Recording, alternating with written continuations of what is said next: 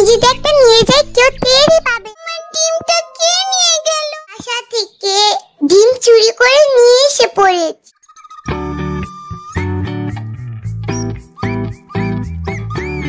উফ, সারাদিন কি যে করি ভালো লাগে না, খেলতেও ভালো লাগে না। যাই একটু বাইরে থেকে ঘুরে আসি। মা, আমি একটু বাইরে খেলতে গেলাম, তাড়াতাড়ি ফিরে আসবো। তাড়াতাড়ি ঘরে ফিরে এসো টুলু। আরে বাহ, আজকের দিনটা কত সুন্দর। আরে এখানে একটা পাখির বাসা দেখা যাচ্ছে। আরে বাহ, এখানে তো 3টা পাখির ডিম।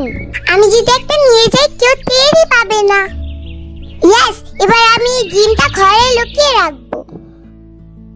আরে আমার এখানে তো আমার 3টা ডিম ছিল, এখন এখানে 2টা ডিম কিভাবে হলো?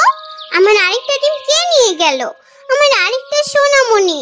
আর কিছুদিন পরে আমার এই ডিম থেকে একটা ছোট্ট ছানা বেরোতো।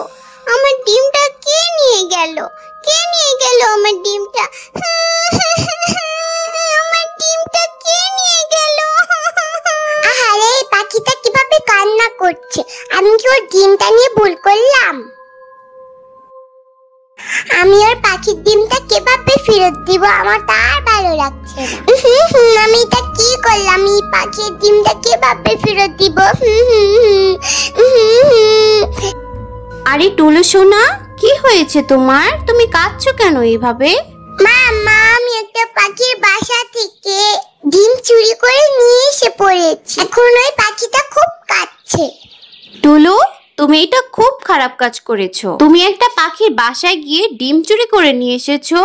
তুমি জানো এই ডিমটা ওই পাখির কাছে কতটা মূল্যবান? আর কিছুদিন পরেই হয়তো এই ডিম থেকে একটা ছোট্ট ছানা বেরোতো। তুমি এখনই গিয়ে পাখির ডিমটা পাখিকে ফেরত দিয়ে এসো, যাও। আর সব সময় মনে রাখবে, তোমার আনন্দের জন্য তুমি কখনো কারো জিনিস ক্ষতি করতে পারো না। ঠিক আছে মা, আমি আমার ভুল বুঝতে পেরেছি। আমি এখনই গিয়ে ডিমটা ফেরত দিয়ে আসছি। আমি আমার ডিমটা এখন কোথায় পাবো? আমি কত শখে ডিমটা, আর কিছুদিন পরে আমার একটা ছানা বেরোতো। আমার ডিমটা কে নিয়ে গেল? কে নিয়ে গেল? কার এত বড় সাহস? আমার এত সুন্দর ডিমটা কে চুরি করলো? এই যে পাখি, তুমি কান্না করো না, আমি তোমার ডিম নিয়েছিলাম। তোমার ডিমটা আমি ফেরত দিতে এসেছি। ও, তুমি তাহলে সেই পাজি ছেলে যে আমার ডিমটা চুরি করেছো? তোমার সাহস কি করে হলো আমার বাসায় এসে ডিম চুরি করার? পাজি ছেলে কোথাকার, এখন আবার এসেছে দয়া দেখাতে। যাও, বেরিয়ে যাও, আমার ডিম দিয়ে এখান থেকে চলে যাও তুমি। আচ্ছা আচ্ছা, তুমি রাগ করো না, আমি চলে যাচ্ছি। আর তোমার রাগ করাটা স্বাভাবিক। আমি ভুল করেছি, আমাকে ক্ষমা করে দাও। তুমি যে শাস্তি দিবে আমি মাথা পেতে নেব। আচ্ছা থাক থাক, তুমি যেহেতু তোমার ভুল বুঝতে পেরেছো তাই তোমাকে আর কোনো শাস্তি দিলাম না।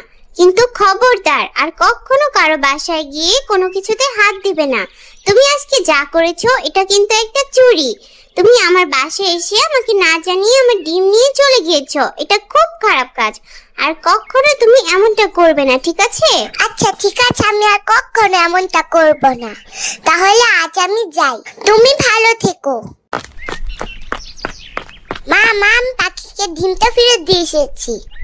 খুব ভালো কাজ করেছো টুলু, আর কখনো এমনটা করবে না, ঠিক আছে?